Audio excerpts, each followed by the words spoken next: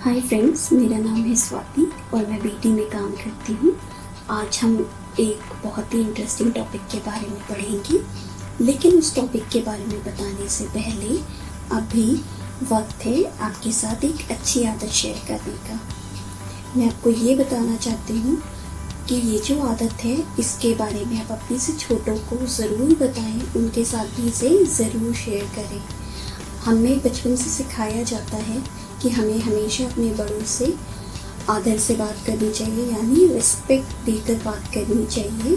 तो मैं आपसे ये कहूँगी, आज से आप जब भी अपने से बड़ों से बात करें तो हमेशा उन्हें आप कहकर बुलाएं। आप जब किसी को आप कहकर बुलाते हैं तो अपने आप एक रिस्पेक्ट का भाव आ जाता है, यानी एक आदर का भाव आपकी भाषा में आ जाता है।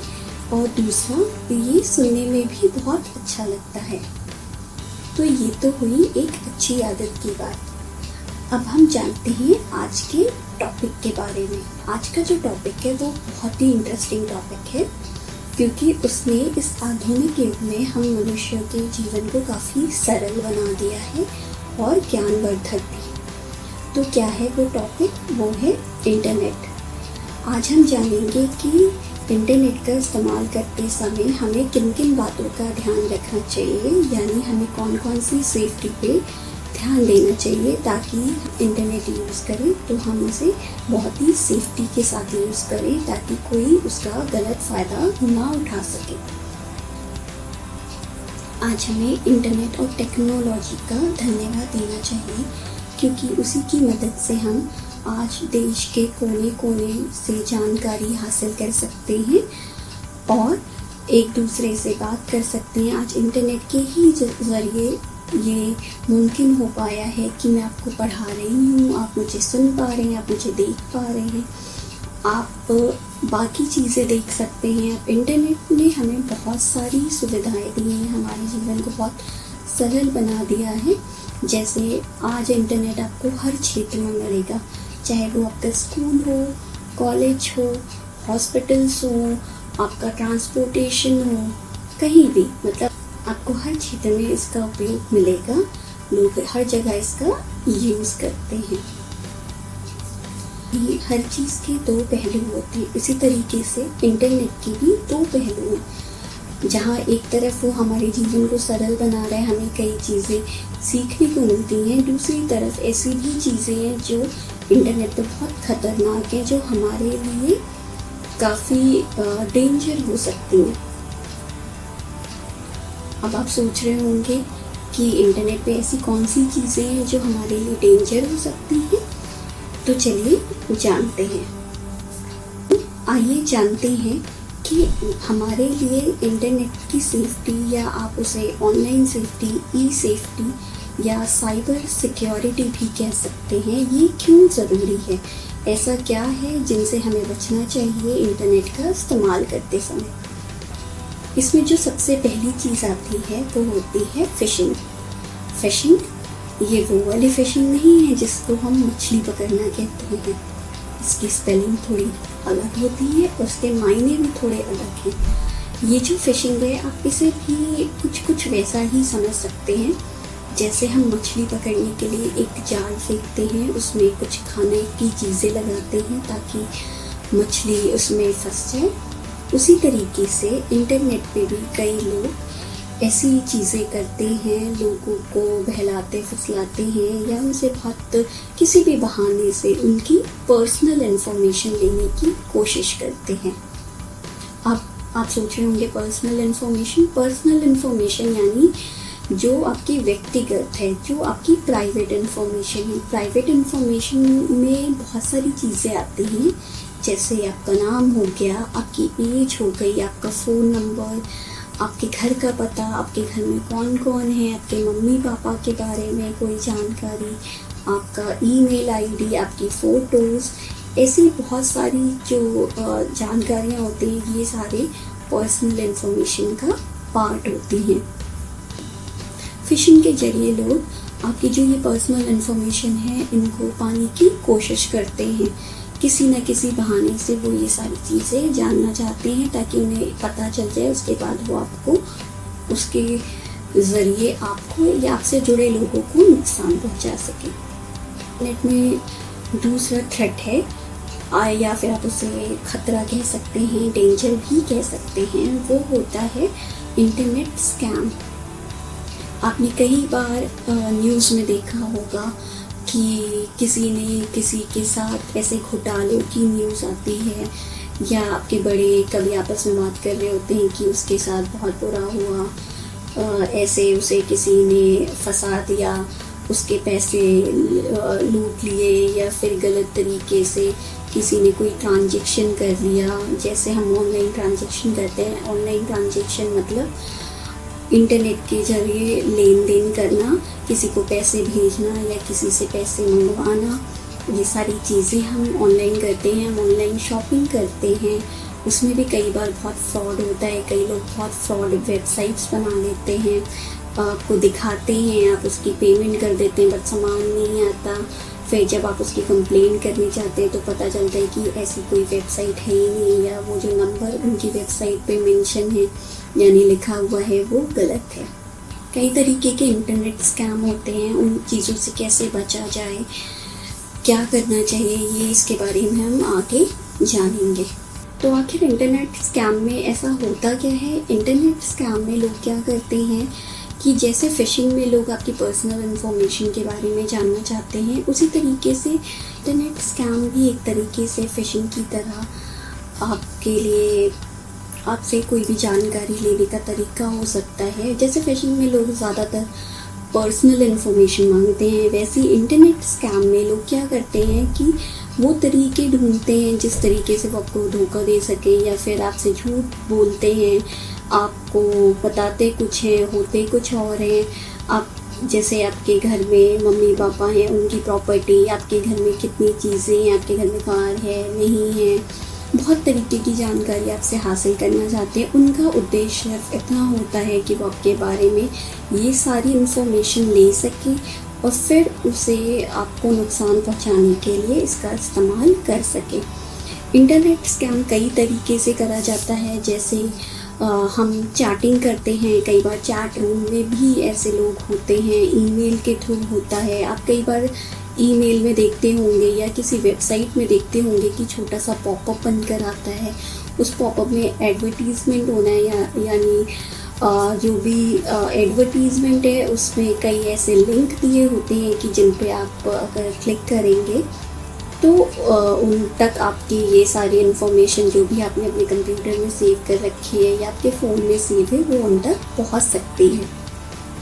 इन चीज़ों से कैसे बचेंगे हमें क्या क्या सिक्योरिटी फॉलो करनी चाहिए, क्या क्या इसके टिप्स हैं, उसके बारे में आगे जानेंगे। ऑनलाइन जब हम जाते हैं या इंटरनेट जब हम यूज़ करते हैं तो एक और जो सबसे ख़तरनाक सॉफ्टवेयर है वो है मेलवेयर, जिसे आप ये कह सकते हैं मैलिशियस सॉफ्टवेयर भी कहा जाता है। इसका मतलब एक तरीके से आप इसे वायरस भी समझ सकते हैं, जिसमें जो साइबर अटैकर होते हैं उनका उद्देश्य होता है आपके कंप्यूटर को एक तरीके से हैक करना, या आप जिस भी नेटवर्क पे काम कर रहे हैं वो आपका मोबाइल हो सकता है, लैपटॉप हो सकता है, डेस्कटॉप हो सकता है, वो उस सॉफ्टवेयर के ज़रिए आपके मोबाइल और उस नेटवर्क के या कंप्यूटर के इंफॉर्मेशन को हासिल करने की कोशिश करते हैं। और मेलवेयर जो है वो आपके कंप्यूटर में कई तरीके से वो भेज सकते हैं। ऐसा नहीं है कि सिर्फ कंप्यूटर में आ सकता है, वो आपके मोबाइल फ़ोन्स में आ सकता है। कई बार हम ऑनलाइन गेम्स खेलते हैं, उसके थ्रू भी आपके कंप्यूटर में वो पहुंच सकता है। तो मेलवेयर में होता क्या है, वो एक तरीके की प्रोग्रामिंग करके एक ऐसा सॉफ्टवेयर बनाते हैं जिसे वो किसी भी मेल से जोड़ सकते हैं, किसी फाइल से जोड़ सकते हैं, या कोई चीज़ें आप किसी वेबसाइट से डाउनलोड कर रहे हैं, वहाँ पे कोई एडवर्टीजमेंट दिख रहा है, उसके पीछे भी एक मेलवेयर सॉफ्टवेयर हो सकता है। तो इसीलिए कहा जाता है कि अगर आप किसी वेबसाइट पे जा रहे हैं तो उसके बारे में आपको थोड़ी बहुत जानकारी होनी चाहिए, ताकि आप इस तरीके के खतरों से अपने आप को बचा सकें। ऑनलाइन सेफ्टी में जो 4th नंबर पर आपका डेंजर है या आप खतरा कह सकते हैं, उसे आजकल बहुत बड़ा क्राइम भी है ये एक, जिसे नहीं करना चाहिए, वो है आपका साइबर स्टॉकिंग। साइबर स्टॉकिंग क्या होता है? स्टॉकिंग का जो मतलब होता है, अगर हम सरल भाषा में बात करें तो स्टॉकिंग का मतलब होता है पीछा करना। अब आप सोच रहे होंगे कि इंटरनेट पे भी लोग पीछा करते हैं। हाँ, करते हैं। जैसे हम किस राह में चल रहे होते हैं, कभी आप स्कूल जा रहे हो, कोई आपका पीछा कर रहा है, इसी तरीके से इंटरनेट पे भी लोग पीछा करते हैं और उसे हम साइबर स्टॉकिंग कहते हैं। साइबर स्टॉकिंग हमेशा उसका उद्देश्य गलत ही होता है। कोई भी आपको किसी अच्छे काम के लिए कभी भी स्टॉक नहीं करता है। जो अच्छे पर्पस से लोग करते हैं उसे फॉलो कहा जाता है, नॉट उसे स्टॉकिंग नहीं कहा जाता। स्टॉकिंग मतलब, मेरा मतलब है, जो इंसान आपको स्टॉक कर रहा है उसका उद्देश्य कभी भी अच्छा नहीं होगा। स्टॉकिंग कई तरीके से लोग करते हैं। लोग आपको सोशल साइट्स पे उल्टी सीधी बातें बोलते हैं, या गलत सलत कमेंट आपके बारे में करेंगे, या आपके बारे में हर जानकारी लेने की कोशिश करेंगे, लोगों से आपके बारे में गलत चीज़ें बोलेंगे। ये सारी चीज़ें लोग स्टॉकिंग के थ्रू करते हैं।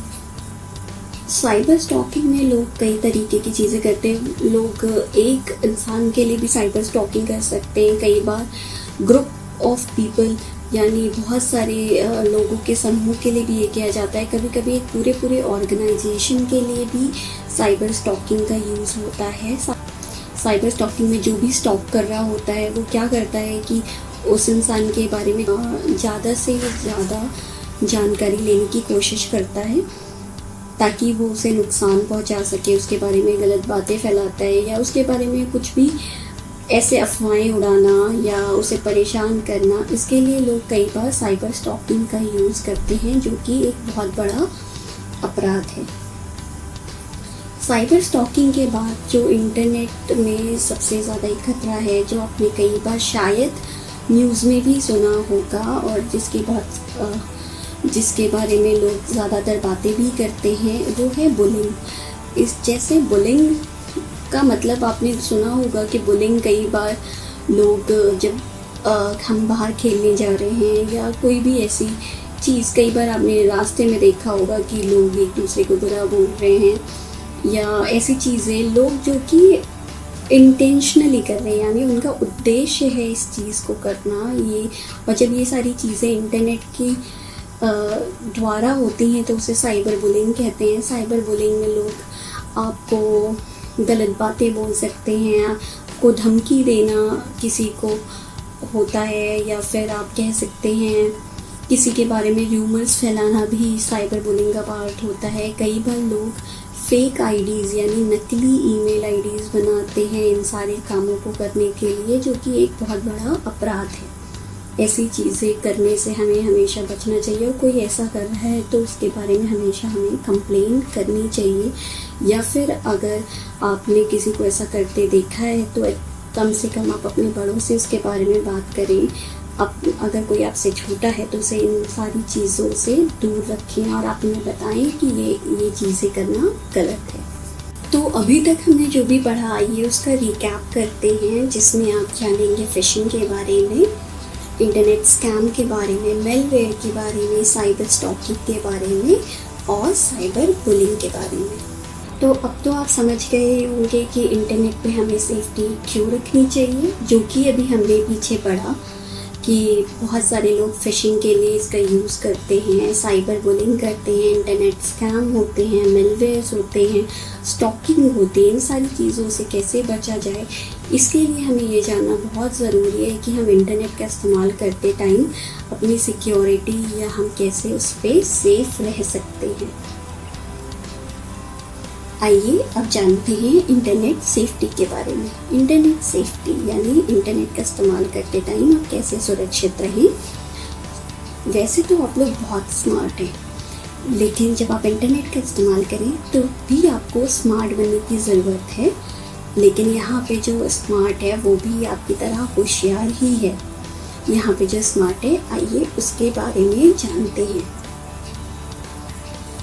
स्मार्ट का जो एस है वो कहता है टू बी सेफ, यानी आपको सेफ रहना चाहिए। सेफ रहना चाहिए किन चीज़ों से, यानी जब भी आप इंटरनेट का इस्तेमाल करें, अगर कोई आपसे आपकी पर्सनल इन्फॉर्मेशन पूछ रहा है, चाहे वो आपका ऑनलाइन बना हुआ दोस्त ही क्यों ना हो या कोई भी, अगर वो आपसे आपके बारे में पर्सनल इन्फॉर्मेशन जानना चाहता है, जैसे कि आपका नाम, आप कहाँ रहते हो, आप कौन से स्कूल में पढ़ते हो, आप कब आते हो, कब जाते हो, या आपके घर वालों के बारे में, या आपसे कहता है कि आप अपनी फ़ोटो भेज दो या अपना फ़ोन नंबर दे दो, या अपने घर के बारे में कुछ भी, कोई भी ऐसी जानकारी जो सिर्फ आपकी है, यानी आपको पता होनी चाहिए, या आपके घर वालों को, यानी आपके मम्मी पापा, आपके भाई बहन, दादा दादी, या कोई भी घर का मेंबर जिसे ये सारी जानकारी पता होनी चाहिए। इसके अलावा अगर कोई भी आपसे ऐसी चीज़ें पूछता है तो आपको ये चीज़ें उनसे शेयर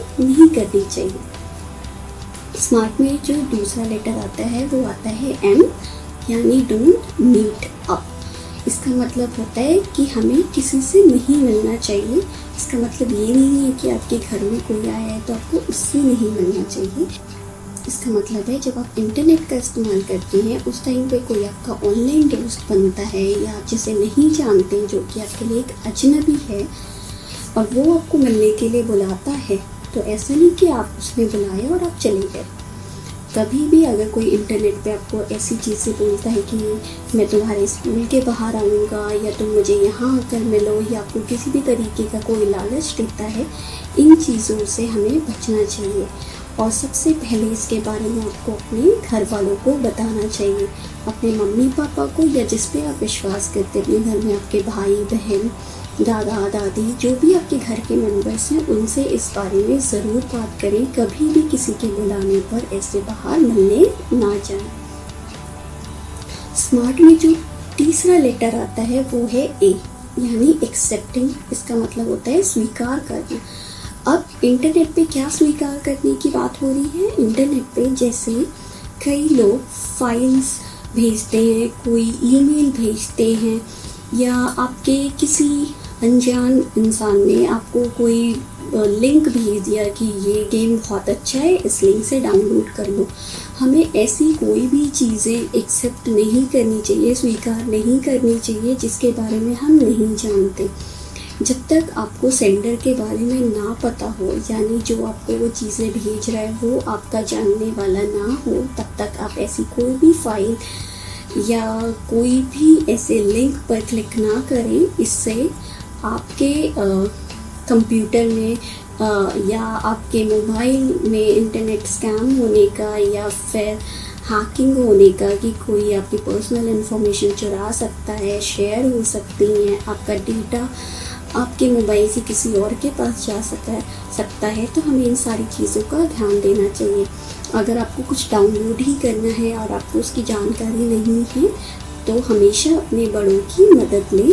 अपने से बड़ों से एक बार उसकी जांच करवा लें, यानी एक बार उनसे दिखवा दें कि ये जो आप डाउनलोड कर रहे हो ये आपके लिए सेफ़ है या नहीं है। अगर वो सेफ़ नहीं है तो आपको इसे डाउनलोड नहीं करना चाहिए। स्मार्ट में जो चौथा लेटर आता है, यानी जो फोर्थ लेटर है, वो है R, यानी रिलायबल। रिलायबल का मतलब होता है विश्वास करने योग्य। विश्वास करने योग्य मतलब जिस पे आप विश्वास कर सकें। आप विश्वास कर सकें मतलब इंटरनेट पे बहुत सारी जानकारी होती है। इसका मतलब ये नहीं है कि आपको आँख बंद करके उन सारी जानकारियों को मान लेना चाहिए। अगर आप किसी समाचार यानी किसी न्यूज़ को देखते हैं या किसी चीज़ को पढ़ते हैं और आपको लगता है कि आपको वो शेयर करनी चाहिए किसी से, तो सबसे पहले शेयर करने से पहले, उस चीज़ पे यकीन करने से पहले उसकी जांच ज़रूर कर लें। कई बार ऐसा होता है कि इन्फॉर्मेशन जो इंटरनेट पे पड़ी होती है वो गलत भी होती है। कई बार गलत इन्फॉर्मेशन लोग इंटरनेट पे डाल देते हैं। जैसे कि मैंने आपको बताया कि बहुत सारे स्कैम होते हैं, फिशिंग होती है, कई तरीके होते हैं जिसमें लोग ऐसी चीज़ें करते हैं, फेक ईमेल आईडीज़ बनाते हैं और इस तरीके की अफवाहें फैलाते हैं। तो किसी भी बात पे विश्वास करने से पहले एक बार अपने बड़ों से उस पर राय ज़रूर ले लें, उनसे हमेशा डिस्कस करें। यानी अगर आप किसी भी चीज़ को पढ़ रहे हैं तो हमेशा हमें ये सिखाया जाता है कि अगर कोई भी ऐसी बात है जिस पे आपको यकीन नहीं है या आप उसके बारे में उसके एंड तक नहीं जानते, तो हमेशा ये अच्छा है कि आप एक बार किसी से उस पर कंफर्मेशन ले लें, यानी कोई उसके लिए आपको वेरीफाई कर दे कि हाँ ये जो जानकारी है ये सही है। स्मार्ट में जो आखिरी लेटर आता है यानी 5th लेटर आता है वो है टी, यानी टेल समवन, यानी किसी को बताओ या किसी को बताना। किसी को क्या बताओ? अगर आप इंटरनेट यूज़ कर रहे हैं क्योंकि आप छोटे हैं, या कोई भी ऐसी चीज़, या आपका कोई दोस्त जो कि इंटरनेट यूज़ कर रहा है, या उसे कोई इंटरनेट के थ्रू या ऑनलाइन उसे कोई परेशान कर रहा है, या वो किसी बात से परेशान है, तो कभी भी ऐसा नहीं होना चाहिए कि आप परेशान हैं और उसे आप सिर्फ अपने तक रखें। आप ऐसी बातें हमेशा अपने से बड़ों से ज़रूर शेयर करें, यानी आप किसी एडल्ट को बताएं जिस पे आप विश्वास करते हैं। वो एडल्ट हमेशा ज़्यादातर कोशिश करें कि वो आपके घर वाले हों, क्योंकि उनसे ज़्यादा आपका ख्याल और कोई नहीं रख सकता। वो आपको ऐसे आने वाले खतरों से बचा सकते हैं, आपको सही राह दिखा सकते हैं, क्या सही है क्या गलत है, इन सारी चीज़ों पे आपको अच्छे से समझा सकते हैं। तो बिना डरे अगर आप कभी भी परेशान हैं या कुछ भी गलत भी हो जाए आपसे, तो भी अपने से बड़ों को इसके बारे में ज़रूर बताएं, इससे पहले कि वो आपको नुकसान पहुंचाए या आगे जाकर आपके लिए खतरा बने। इससे बेहतर है कि आप ये सारी जानकारी अपने बड़ों को ज़रूर दें। आइए अब स्मार्ट का एक रीकैप करते हैं। जैसे कि हमने सीखा कि इंटरनेट का इस्तेमाल करते टाइम हमें क्या होना चाहिए, हमें होना चाहिए स्मार्ट, यानी होशियारी से आपको इंटरनेट का इस्तेमाल करना चाहिए ताकि आप सुरक्षित रह सकें। आइए जानते हैं और भी कुछ इम्पॉर्टेंट सेफ्टी टिप्स के बारे में। तो वो क्या है? सबसे पहली जो टिप आती है वो है आपका पासवर्ड एक ऐसी चीज़ है जो हमें किसी के साथ भी शेयर नहीं करना चाहिए। हाँ, मैं जानती हूँ कि हमें बचपन में सिखाया जाता है कि हमें हर चीज़ शेयर करनी चाहिए, पर ऐसी भी कुछ चीज़ें होती हैं जो हमारी पर्सनल होती हैं, जो सिर्फ हमें पता होनी चाहिए और किसी को भी नहीं, इवन आपके बेस्ट फ्रेंड को भी नहीं। आपका पासवर्ड सिर्फ आपका है। आपका पासवर्ड कैसा होना चाहिए? पासवर्ड आपको हमेशा ऐसा रखना चाहिए जो कि बहुत कॉम्प्लेक्स हो। कॉम्प्लेक्स का मतलब जो कि आसानी से कोई जान ना सके, सिर्फ और सिर्फ आप समझ सकते हैं। तो आप ऐसा पासवर्ड बनाएं जो कोई आसानी से गेस ना कर सके, यानी किसी को आसानी से पता ना चले। ज़्यादातर लोग क्या करते हैं कि अपना नाम रख लेते हैं, लेकिन आपका पासवर्ड ऐसा होना चाहिए, अगर कोई आपका नाम जानता है तो वो से तो आपका पासवर्ड बहुत आसानी से पता चल जाएगा। तो आप ऐसा पासवर्ड बनाएं जिसे कोई जल्दी समझ ना पाए, या फिर अगर कोशिश भी करे उसे हैक करने की, चुराने की, तो कभी भी उसे पता ना चले। जो दूसरी टिप्स आती है वो होती है आपकी, जब भी आप ऑनलाइन कुछ भी पोस्ट कर रहे होते हैं, यानी कोई भी चीज़ अगर आप ऑनलाइन डाल रहे हैं तो उसके बारे में बहुत अच्छे से सोच लें।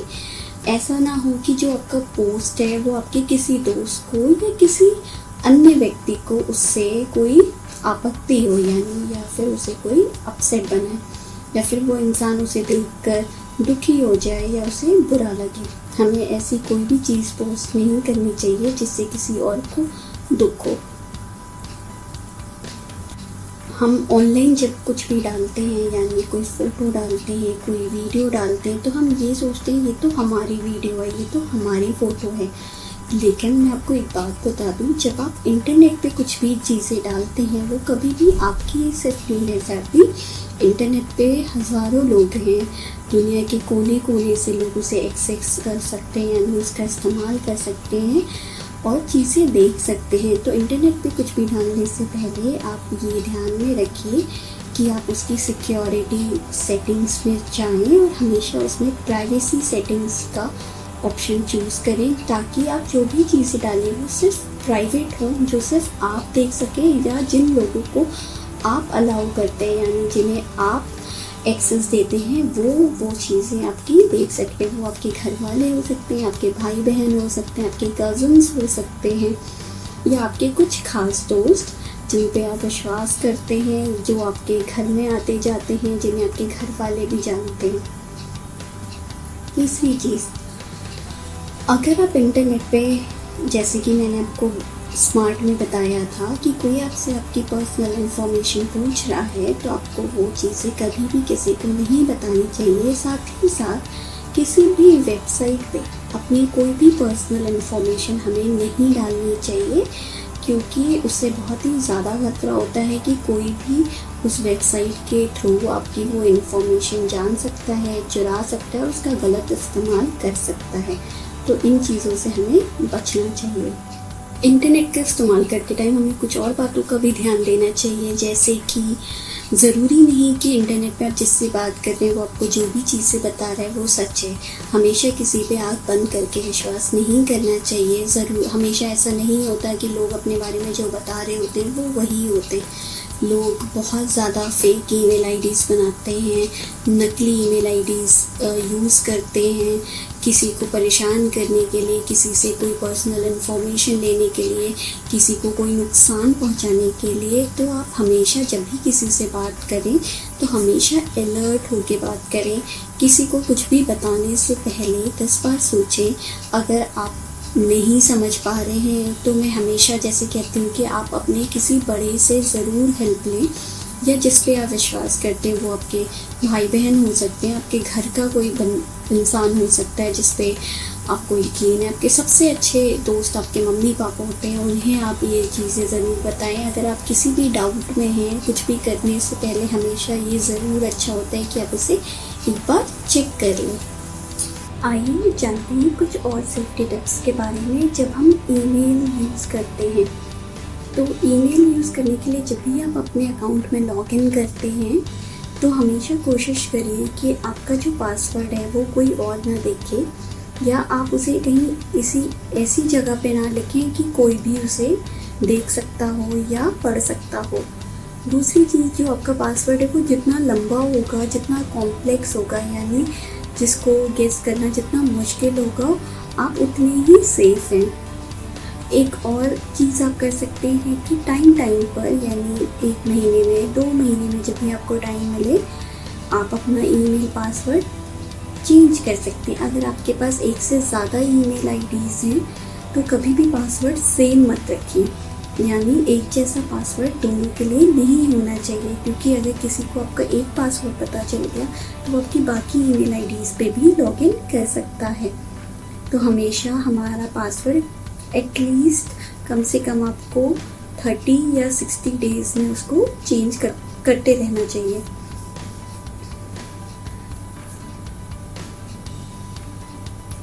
उसके अलावा अगर आपके ईमेल आईडी पे कोई भी ऐसी ईमेल है जिस सेंडर को, जैसा कि मैंने पहले बताया था, आप नहीं जानते हैं, तो ऐसी ईमेल पे कभी भी रिप्लाई नहीं करें। उसमें दिए हुए लिंक को कभी भी ओपन नहीं करें। कोई भी ऐसी ईमेल जो बल्क में आती है, कई बार उसमें एडवर्टीजमेंट्स होते हैं, कुछ ऐसी चीज़ें होती हैं जो हमें अट्रैक्ट करती हैं, जिसकी वजह से हम उसकी तरफ आकर्षित होते हैं।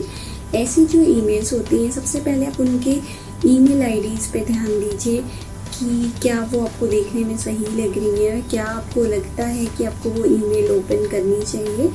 अगर आपको कोई भी डाउट है, मैं तो आपको यही सलाह दूंगी कि कोई भी ईमेल जिसमें आप सेंडर को नहीं जानते हैं, उसे खोलने से पहले अपने से बड़ों की सलाह ज़रूर लें, क्योंकि ईमेल्स के द्वारा बहुत ज़्यादा फिशिंग और ये इंटरनेट स्कैम होने के चांसेस होते हैं। और जैसा कि मैंने पहले बताया था कि कोई भी इंफॉर्मेशन आपको किसी को नहीं देनी है। अगर कोई आपसे ईमेल पे भी आपकी पर्सनल इंफॉर्मेशन मांग रहा है तो आपको उसे शेयर नहीं करनी चाहिए। दूसरा, जब भी आप ईमेल अकाउंट बनाते हैं तो वहाँ पे बहुत सारे सिक्योरिटी क्वेश्चंस होते हैं। ध्यान दीजिएगा कि आप हमेशा सिक्योरिटी क्वेश्चंस को आंसर करें और उसके आंसर सिर्फ अपने तक ही रखें, उसे भी किसी और के साथ शेयर नहीं करें, क्योंकि आपने देखा होगा कि वहाँ पे फॉरगेट पासवर्ड का भी एक ऑप्शन आता है। तो अगर किसी को आपके सिक्योरिटी क्वेश्चंस पता होंगे या आपकी पर्सनल इन्फॉर्मेशन पता होगी तो वो आराम से आपका पासवर्ड रीसेट कर सकता है और अपना कोई भी पासवर्ड इसमें डाल सकता है। इस तरीके से आपका अकाउंट हैक हो सकता है, यानी कोई और आपकी जगह पे आपका अकाउंट यूज़ कर सकता है। तो ईमेल वगैरह यूज़ करते टाइम इन सारी बातों का ज़रूर ध्यान दें। उसके अलावा जब भी हम कोई साइट यूज़ करते हैं तो हमेशा उस साइट की सेटिंग्स पे जाएं, उसकी प्राइवेसी देखें। उसकी प्राइवेसी हमेशा इनेबल होनी चाहिए, यानी हमेशा ऑन होनी चाहिए, ताकि आप ऐसी वाली चीज़ों से बच सकें। दूसरा, आपके कंप्यूटर में हमेशा एक एंटीवायरस होना चाहिए ताकि आप वायरस के खतरे से बच सकें और आपका कंप्यूटर कभी ख़राब ना हो। और कोई भी साइट अगर आप यूज़ करते हैं और उसकी आपको जानकारी नहीं है तो मैं तो आपको यही कहूँगी, किसी भी साइट को यूज़ करने से पहले अगर वो बहुत ज़रूरी है या उस पर आप कुछ पढ़ने के लिए जा रहे हैं या कोई ऐसी वेबसाइट है किसी ने आपको दी है कि आप इसके थ्रू पढ़ सकते हैं या कुछ भी कर सकते हैं, तो एक बार सबसे पहले उसे अपने बड़ों से चेक करवा लें ताकि वो उसको देखें, वो आपको बताएं कि ये सही है या नहीं है, तभी उसका यूज़ करें। किसी के तुरंत देने पर आप उसको ओपन करके उसका यूज़ नहीं करें। अगर आप ऑनलाइन गेम खेलते हैं तो ऑनलाइन गेम खेलते टाइम आपको जब गेम खेलें तो ज़रूरी नहीं है कि आप अपना असली नाम ही उसमें लिखें। ऑनलाइन गेम में लोग कई तरीके के नाम यूज़ करते हैं, आप कोई भी नाम यूज़ कर सकते हो। अगर आपको पिक्चर्स लगाने का शौक़ है तो आप अपनी पिक्चर्स के अलावा जो वहाँ पे अवतार्स दिए होते हैं, यानी जो भी इमेज बाय डिफ़ॉल्ट यानी जो पहले से उस गेम में मौजूद होती है, आप उनको यूज़ कर सकते हो। ऑनलाइन गेम खेलते टाइम अगर कोई आपसे आपकी पर्सनल इन्फॉर्मेशन मांगता है, चाहे वो आपके साथ गेम ही क्यों ना खेल रहा हो, उस टाइम आपको वो इन्फॉर्मेशन उसके साथ शेयर नहीं करनी चाहिए। सबसे ज़्यादा वायरस हमारे सिस्टम में गेम्स के थ्रू आते हैं, तो कोई भी गेम डाउनलोड करने से पहले एक बार आप अपने बड़ों से उसे ज़रूर चेक करवा लें। किसी भी वेबसाइट पे जाके कुछ भी चीज़ें डाउनलोड करने से पहले बहुत अच्छे से सोचें, उसे चेक करवाएं। जब आपके बड़े आपसे ये कह दें कि हाँ ये ठीक है या वो खुद डाउनलोड कर दें तो ही उसका इस्तेमाल करें। इंटरनेट एक बहुत अच्छी चीज़ है, जब तक आप उस पर कुछ ऐसा नहीं करेंगे तब तक वो आपको कोई नुकसान नहीं पहुंचाएगा। ज़रूरी नहीं कि आप ही करें, लेकिन इंटरनेट पे सेफ्टी बहुत ज़रूरी है। हमारी सुरक्षा हमारे हाथों में होती है, इसलिए इंटरनेट का इस्तेमाल करते टाइम या मोबाइल पे कोई भी ऑनलाइन शॉपिंग करते टाइम या कोई भी ऐसी साइट देखते टाइम आपको ये ज़रूर ध्यान देना चाहिए कि वो साइट ट्रस्टवर्दी हो, यानी ट्रस्टेड साइट हो, सिक्योर हो, जिसमें आप अगर कोई डेटा अपना डाल रहे हैं या अपनी कोई इन्फॉर्मेशन डाल रहे हैं तो वो वहाँ से कहीं और पास ऑन ना हो, यानी किसी और के तक ना जा सके या कोई उसे और हैक ना कर सके। आपकी इन्फॉर्मेशन तब तक किसी को नहीं पता चलेगी जब तक आप उसे खुद ना बताएं, या फिर अगर आपने सेफ्टी पे ध्यान नहीं दिया तो इसके बहुत ज़्यादा चांसेस हैं कि कोई आपकी पर्सनल इन्फॉर्मेशन का यूज़ करके आपको नुकसान पहुंचा सके। मैं आपको एक रियल लाइफ एग्जांपल देती हूँ। मेरी एक दोस्त है, उसने एक ऑनलाइन शॉपिंग साइट देखी। उसने बस साइट देखी, उसे एक ड्रेस पसंद आई, उसने उस ड्रेस को ऑर्डर किया और अपने कार्ड से उस पर पेमेंट कर दी। काफ़ी दिन हो जाने के बाद जब उसने चेक किया तो देखा कि कोई ड्रेस आई ही नहीं। उसने उसमें अपना एड्रेस भी डाला था, सब कुछ, लेकिन कुछ नहीं आया और उसके पैसे भी कट गए। ये सब क्यों हुआ? क्योंकि उसने सिर्फ ऑनलाइन वो वेबसाइट देखी, उसको उसके बारे में कोई जानकारी नहीं थी, उसने पहली बार देखा, उसकी कोई जांच नहीं की, उसको किसी से चेक नहीं करवाया, उसके बारे में किसी से पूछा नहीं और सीधे ऑर्डर कर दिया। तो हुआ क्या? उसका नुकसान। तो ऐसी चीज़ें हमारे साथ ना हो, इन चीज़ों से बचने के लिए हमें इन सारी चीज़ों का ध्यान देना चाहिए। किसी भी वेबसाइट पे आप जाते हैं तो हमेशा ध्यान दें कि वो सिक्योर है और उससे कोई भी आपका पर्सनल डेटा कहीं इधर से उधर तो नहीं हो रहा, कोई चीज़ें चुराने की कोशिश तो नहीं कर रहा, क्योंकि आपको नहीं पता कंप्यूटर की दूसरी साइड या नेटवर्क पे और जगह पे लोग क्या कर रहे हैं, या वो आपकी कौन सी इंफॉर्मेशन का फ़ायदा उठा सकते हैं आपके खिलाफ। तो हमें हमारी सेफ्टी का खुद से ध्यान देना चाहिए। हम खुद भी सेफ रहेंगे और बाकियों को भी सेफ रहने की एडवाइस देंगे। तो मैं आपसे यही आशा करती हूँ कि आपने जो भी चीज़ें सीखी हैं आप उसे खुद भी अमल करेंगे और दूसरों को भी इसकी जानकारी देंगे। उम्मीद है आज आपने जो भी पढ़ा वो आपको अच्छा लगा होगा, उसे आप अमल करेंगे और उसे बाकियों के साथ भी शेयर करेंगे। हम जब सुरक्षित रहेंगे तभी हम बाकियों को भी सुरक्षित रहने की सलाह दे सकते हैं। तो आशा करती हूँ जो भी आपने चीज़ें सीखी हैं यहाँ पर आप उसकी जानकारी अपने से बड़ों को भी देंगे और अपने से छोटों को भी देंगे। जिसे उसके बारे में नहीं पता उसे इसके बारे में ज़रूर बताएं ताकि हम उन्हें इंटरनेट पे होने वाले ऐसे फ्रॉड से बचा सकें। जाते जाते मैं आपसे एक पहेली पूछती हूँ जिसे आपको सोचना है और उसका जवाब मुझे भेजना है। बताइए एक ऐसी कौन सी चीज़ है जिसे आप जितना लेंगे वो उतनी ज़्यादा बढ़ेगी, वो कभी ख़त्म नहीं होगी। अगर आप वो किसी को बांटेंगे तो भी वो और ज़्यादा बढ़ेगी, कोई उसे आपसे चुरा नहीं सकता। सोचो सोचो क्या है वो। चलिए फिर हम मिलेंगे हमारी अगली क्लास में एक नए टॉपिक के साथ। तब तक के लिए अपना ख्याल रखिएगा और खूब हंसिएगा। Keep smiling. Take care. Bye.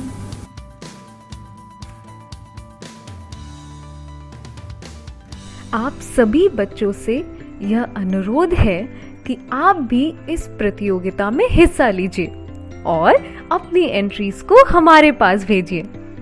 आप अपनी एंट्रीज हमें 3 तरीकों से पहुंचा सकते हैं।